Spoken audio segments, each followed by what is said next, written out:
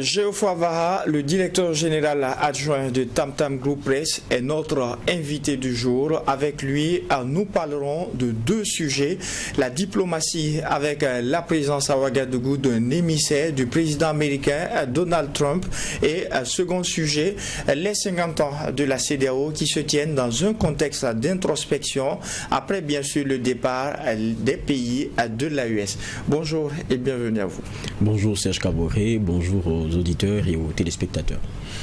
On démarre avec le premier sujet. Sur le plan de la coopération, un émissaire du président américain Donald Trump qui s'est rendu ici même à Ouagadougou et qui est venu parler de la relation entre les deux pays. Comment analysez-vous une telle visite, surtout après les récents propos du général américain Langley?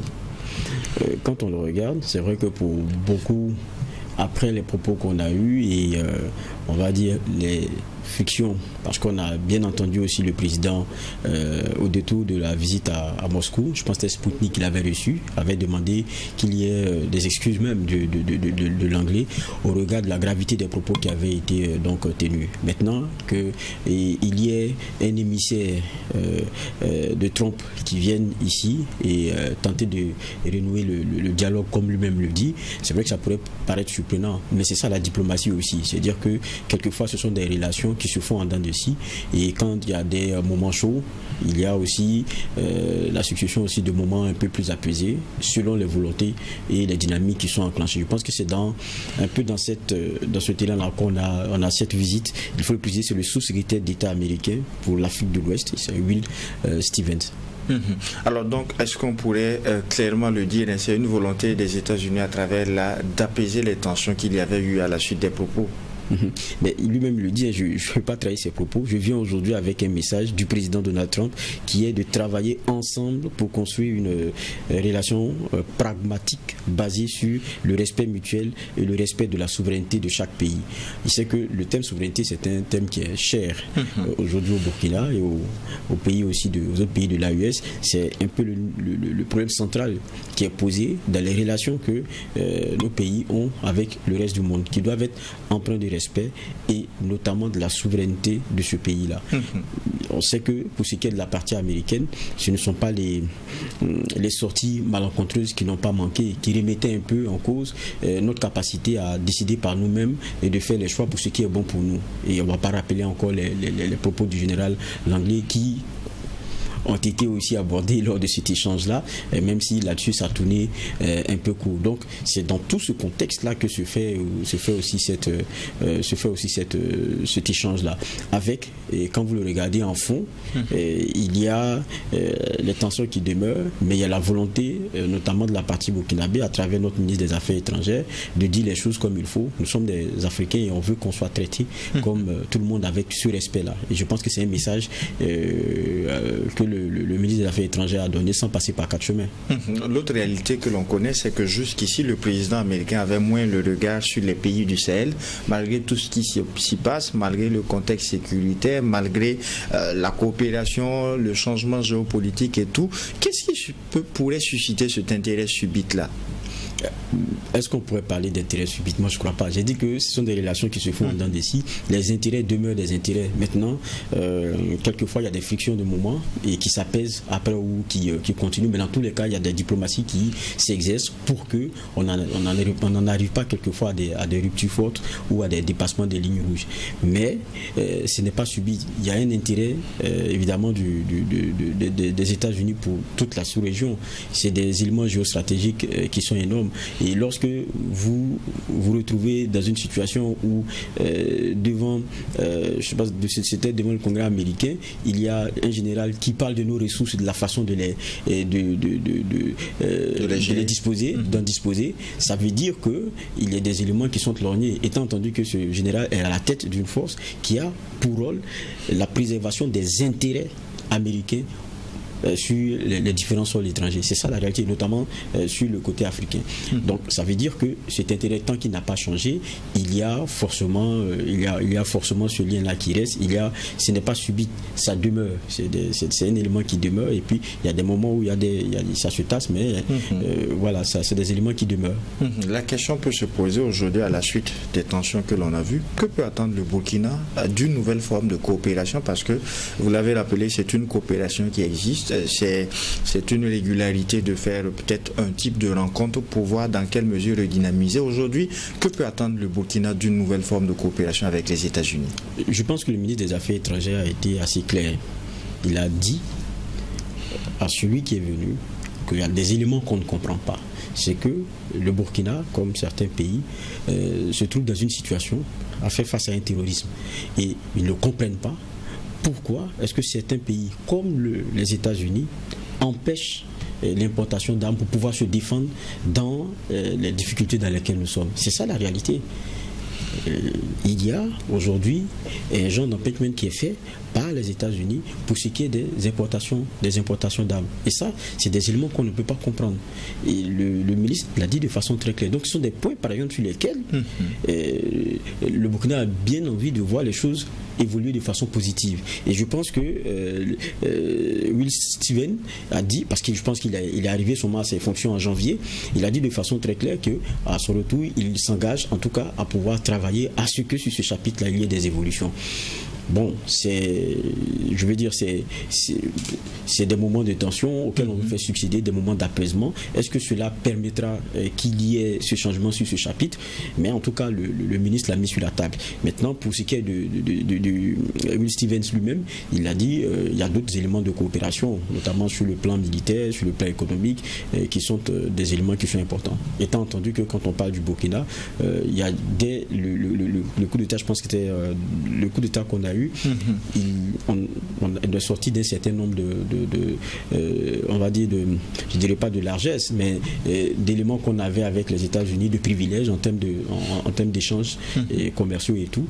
Maintenant, c'est des sanctions qui demeurent. Est-ce que c'est des éléments qui vont être regardés? Ça, c'est des questions. Comment est-ce que cette rencontre s'inscrit dans la stratégie diplomatique américaine pour la partie ouest africaine, surtout étant donné le contexte géopolitique dont j'ai parlé tout à l'heure? Vous avez un Burkina, un Mali et un pays comme le Niger qui sont dans l'AES, qui ont stratégiquement aussi leurs partenaires. On sait ce qui s'est passé avec les anciens partenaires, que ce soit au Burkina, au Mali, au Niger, avec la France qui aidait sur le plan militaire et tout. Aujourd'hui, comment est-ce que cette rencontre pourrait s'imbriquer dans la stratégie diplomatique américaine? Je crois que on l'a bien suivi, hein.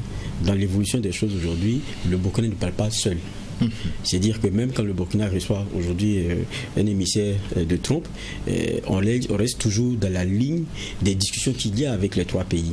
Vous voyez que même aujourd'hui, je pense qu'on est le 30, même sur le plan de la justice par exemple, on a notre ministre de la Justice qui est à Bamako avec celui malien et celui nigérien pour voir comment sur ces points-là on va ensemble en bonne intelligence. Sur la diplomatie, c'est un travail aussi qui a été fait. Donc les centres d'intérêt sont clairs, ils sont balisés.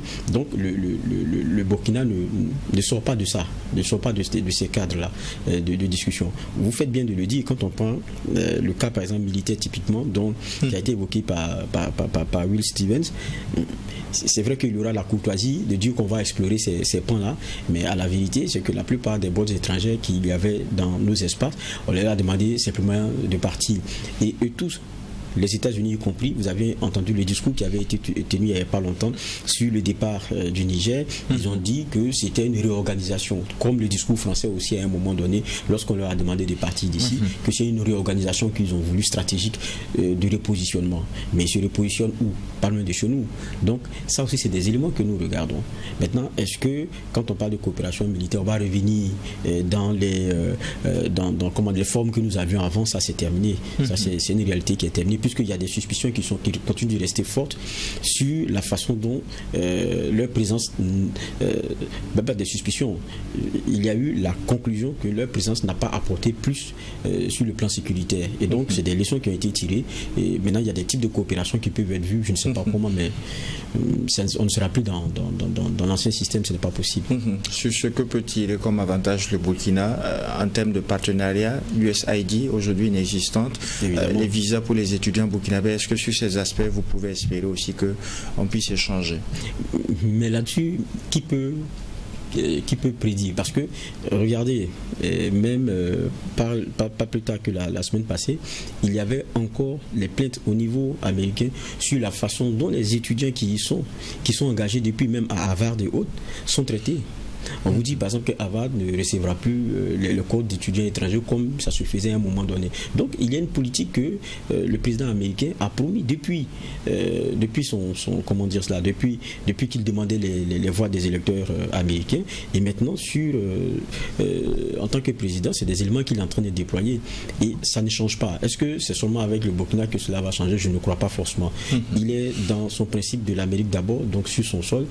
Est-ce que sa politique va changer? Il a sorti une liste de pays quelque peu indésirables avec lesquels il continue sa diplomatie transactionnelle, parce que pour lui c'est ça le plus important. Il y a toujours un intérêt des États-Unis quelque part, et là il va le défendre. Maintenant pour le reste, c'est l'Amérique aux Américains, et il y reste. Il ne veut pas de charges additives de personnes qui viennent et qui seront des éléments sociaux qu'il doit gérer. Il estime que l'argent des Américains, ça ne devait pas servir à ça. Donc il régule au maximum ceux qui peuvent venir et pourquoi est-ce qu'ils viennent. Donc ça, c'est pas des éléments qui pour moi vont changer. Et puis est-ce que les pays de l'AES sont encore dans la dynamique de défendre comment est-ce que les enfants vont aller ailleurs? Je ne pense pas que ce soit ça. C'est comment on trouve ici, on crée un espace qui soit celui le plus accueillant et le plus, comment on appelle ça, l'écosystème le plus intéressant pour que cela puisse se réaliser ici. Je pense que le discours qui est aujourd'hui celui de l'AES. Mais moi, il y a un point par exemple sur lequel je veux revenir, c'est même la question de la posture américaine qu'il faut comprendre sur la question du terrorisme. Peut-être que on va venir, mais il y a la sortie de l'anglais là qu'il ne faut pas négliger sur ce que sont nos ressources et la façon dont nous les utilisons. Le président avait répondu à un moment donné en disant que sur la question de l'or, c'est bien de dire que on l'utilise pour les besoins personnels qui sont ceux de sécuriser un pouvoir, mais c'est un faux discours. Et que maintenant, le Burkina même se permet d'avoir des réserves alors que c'est des éléments qui n'existaient pas. Et que le discours qui était en train d'être fait était un discours mensonger. Mais le même Langlais est sorti il n'y a pas longtemps, quand il était au Kenya. Depuis le Kenya. Il a tenté de vouloir préciser un peu son discours. Mais il y a un mot qui ressort à chaque fois. C'est le Burkina ou bien la sous-région est devenu l'épicentre mondial du terrorisme. C'est le discours qui ressort à chaque fois, comme si on veut justifier comment dire cela, la dynamique de la cristallisation d'une attention vers une zone. Pour dire que c'est là, il faut qu'on trouve tous une solution, sinon de là tout va partir. C'est-à-dire que vous enlevez le droit de pouvoir donner la réponse de façon objective au problème que vous avez. Et vous dites, comme on le faisait à un moment donné, le problème est trop fort pour vous, on va venir vous aider. Alors qu'on sait que les aides n'ont jamais rien apporté ici depuis un certain moment. Et c'est bien pour ça qu'on a demandé à un moment donné à ces boss étrangers de partir. Donc il y a un discours qui est en train de s'affiner comme ça. Mais ça fait un peu sourire, parce que quand vous regardez aussi l'évolution des choses, que ce soit aux États-Unis ou en Europe, on se pose la question, mais quand vous dites que c'est l'épicentre mondial du terrorisme, mais les terroristes, vous les traitez comment? Quand ces pays vous demandent, ne vous demandent pas de l'aide, s'arrange pour avoir les moyens avec ce que sont les cotisations et les efforts de leur peuple. Et vous mettez en obstruction lorsqu'il s'agit d'avoir des moyens pour pouvoir répondre à la foule de feu qu'il y a devant. Vous vous positionnez comment? Est-ce qu'ils viennent vraiment en apporter de solutions? Je pense que c'est la grande question qu'il faut se poser. Et puis derrière, vous regardez l'évolution des choses. Et que ce soit le président Macron, rien que ce mois, ou le président même Donald Trump dont on parle aujourd'hui, il y a Ahmed Al-Shara, qui est aujourd'hui le président par intérim, on dit comme ça, de la Syrie, qui était une tête recherchée à travers le monde pour être membre de Al-Qaïda, de tout ce que vous voulez comme terrorisme mondial. Mais c'est lui qui a été reçu par les deux ce mois même. Donc, et ils sont en train de leur donner un genre de visage nouveau. Quand on parle de celui à qui il a succédé, bon, enfin, moi je dis ça comme ça, mais celui qui l'a chassé, Bachar al-Assad, lui, on parle du boucher de Damas. Lui, il est présenté comme ça pour angéliser un peu ces terroristes-là qui sont venus au pouvoir. Avec eux, il peut se permettre d'avoir des liens, de les recevoir.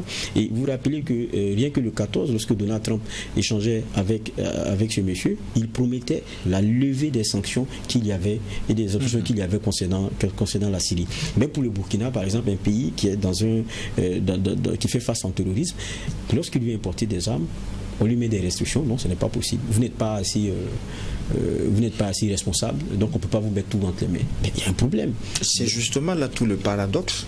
Quand on connaît ces réalités, fut-il général, il ne peut pas dire un discours sur un pays étranger en termes de diplomatie sans du moins un peu l'aval des autorités, surtout quand il a à la charge une unité. On connaît la valeur pour la sous-région ouest africaine. Il ne peut pas le faire totalement en contradiction avec l'aspiration des autorités du moment. Et comment on explique ce revirement avec un envoyé du président américain qui se retrouve à Ouagadougou, qui parle d'apaisement et tout? C'est pour ça que j'ai dit... Et aussi, j'ajoute une autre lecture. Après quelques semaines où le président burkinabé était en Russie, on connaît les conditions de ce déplacement, on connaît tout ce qui a été dit, on connaît également ce qu'il représente aussi avec l'AES pour la Russie. Est-ce que de façon géopolitique, tout ça n'est pas lié avec l'attrait que l'on essaie de mettre sur le Burkina, sur tous les pays du Sahel? C'est pour ça que je disais tout à l'heure, soyons prudents. Quand on parle de revirement, le revirement, c'est quoi? C'est un changement de direction ou changement de posture ou de position. Il n'y a pas de changement de posture ou de position. Il n'y en a pas. C'est nous qui n'arrivons pas à comprendre la logique qu'il y a derrière.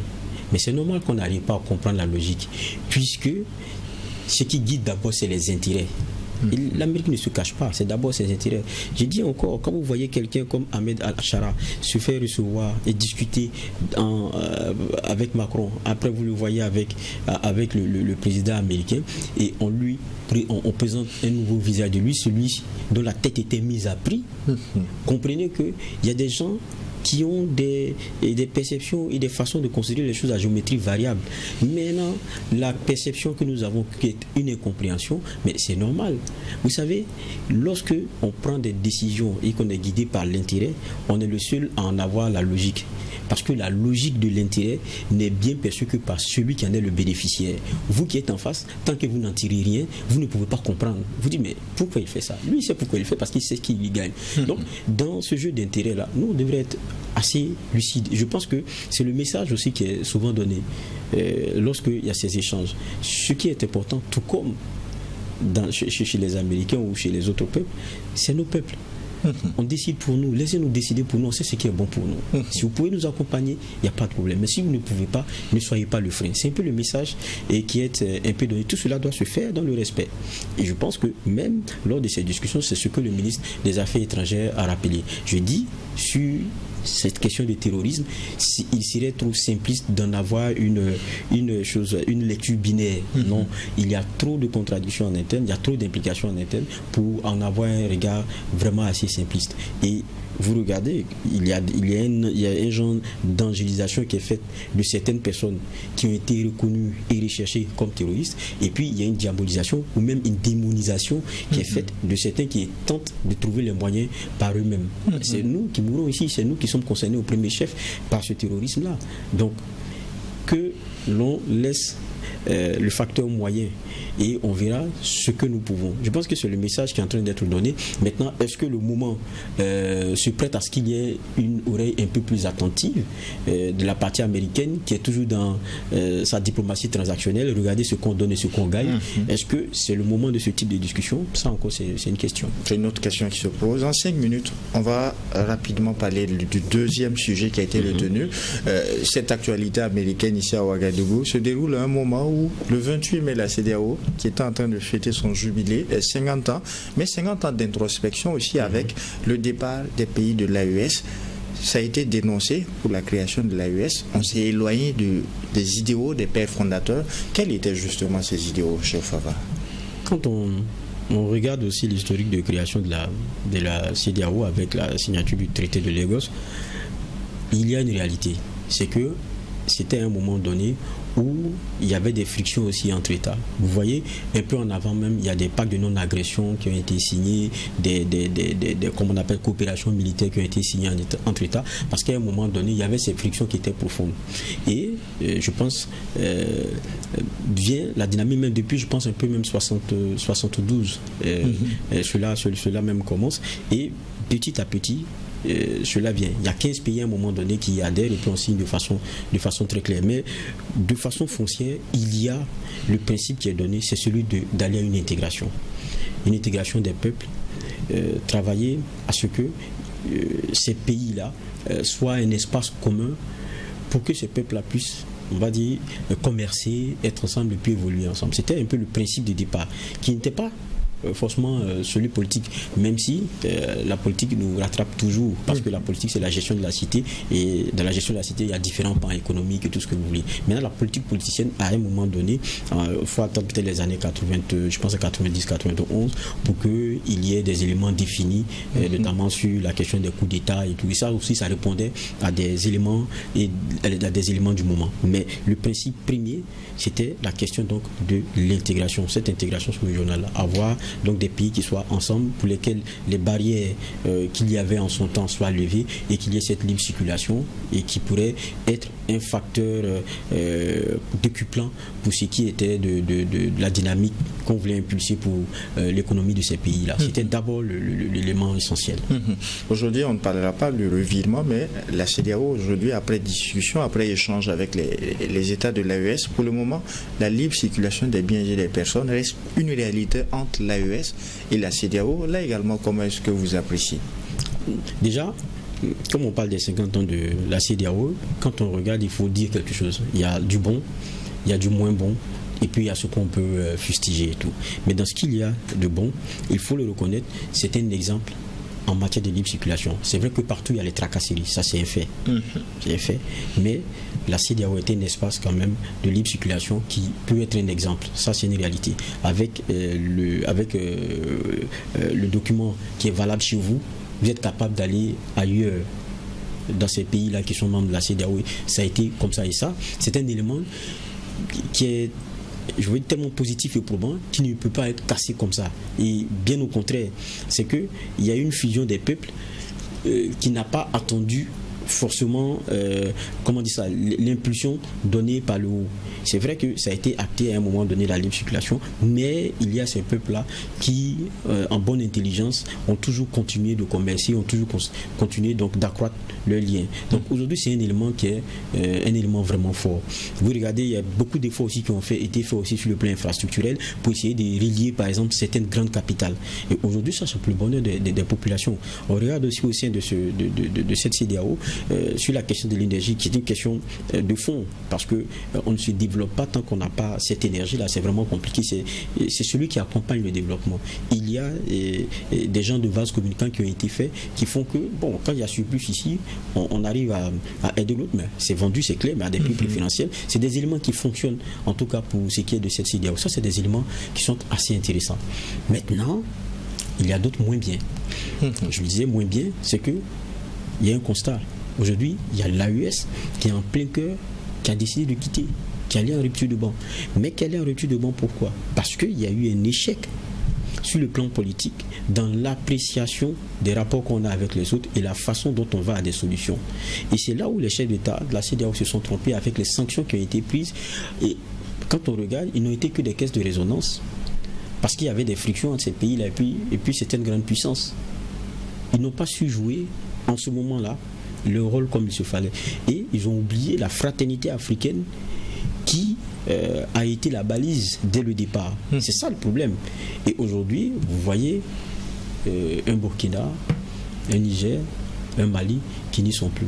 Mais en même temps, est-ce qu'ils peuvent casser l'élément principal qui est aujourd'hui, comment dire ça, brandi par tout le monde pour dire la CEDEAO au moins ça marche, parce qu'il y a la libre circulation. C'est pour ça dans nos échanges, je vois que c'est un élément au moins qu'ils veulent préserver. Tout le monde perdra, en tout cas à vouloir casser cette libre circulation-là entre la US et puis la CEDEAO. Mais je dis encore, la CEDEAO, il y a des bons points, mais il y a des points moins bons. Et quand on parle de la succession au niveau par exemple des différents États, il y a une vérité qui ne se dit pas. Justement, c'est là ma dernière question. Autant les coups d'État militaires sont condamnés au niveau de la CEDEAO, l'autre reproche, c'est que les coups d'État institutionnels semblent être tolérés. Les coups d'État militaires ne sont pas condamnés qu'à la CEDEAO. Je pense que nous, on poursuit aussi, même au Burkina, des personnes pour des coups d'État ou des volontés de déstabilisation. Ça veut dire que ce n'est pas quelque chose qu'on souhaite partout. Mais en même temps, il ne faut pas voir l'accession par les armes comme étant le seul coup de force. Il y a des coups de force qui sont faits pour se maintenir en tripatouillant les constitutions, en dirigeant de bout en bout les élections et, à la vérité, en fragilisant les pouvoirs et fragilisant même les États en tant que tels. Et le problème, c'est que quand on est dans ces situations, il y a les autres qui sont presque complices. On n'en parle pas, on estime que bon, là, on n'entre pas dans des affaires intérieures d'un État, mais alors qu'on est dans des coups de force constitutionnels qui sont en train d'être faits. C'est bien de mettre dans le principe que le coup d'État il est à proscrit, mais regardez derrière, sur les questions de fond, pour ne pas qu'on en arrive à ces ruptures-là profondes, là, quand le problème doit être posé, chacun tourne la tête. Chacun tourne la tête parce qu'il est à son premier, deuxième mandat, il s'est dit qu'il peut faire un troisième et un quatrième. Pour peu que ce qui est édicté, il puisse le respecter, ils disent quelques mois à l'avance et il change sa constitution et ça devient une affaire de calcul. On dit premier mandat de la deuxième et ça devient des éléments qu'on ne comprend pas. Mais tout le monde regarde et personne ne dit rien. Après, on prend les photos à chaque anniversaire et on dit le tout est réglé. Non, le tout n'est pas réglé parce qu'il y a des problèmes profonds et chaque élection devient des tournants difficiles et des virages à négocier avec pour les peuples toute la pression qu'il faut. Je ne veux pas citer les pays au côté, on voit un peu ce qui se passe. Quand on parle d'élection, les gens commencent à avoir peur. Mais parce que si cette CEDEAO là veut évoluer, il faudrait que à l'intérieur les choses soient bien dites pour que le principe du coup d'État qu'on ne veut pas, il faut qu'on puisse en arriver à s'attaquer à ces causes et qu'ils se disent aussi à un certain moment la vérité. Le syndicat des chefs d'État. En tout cas, merci pour ces clés de lecture, Geoffroy Baha. Grandement merci d'avoir accepté cette invitation. C'était un plaisir. Merci à vous, auditeurs et téléspectateurs de nos médias leaders Tweet TV et Watt FM. Merci à Sur FM, donc à ce numéro du DEJ Matinal Info que je prends toujours plaisir à vous présenter. En attendant, bien sûr, Dieu voulant, de vous retrouver pour un autre numéro. Non seulement portez-vous bien, mais aussi et surtout que Dieu bénisse à le Burkina Faso. Au revoir.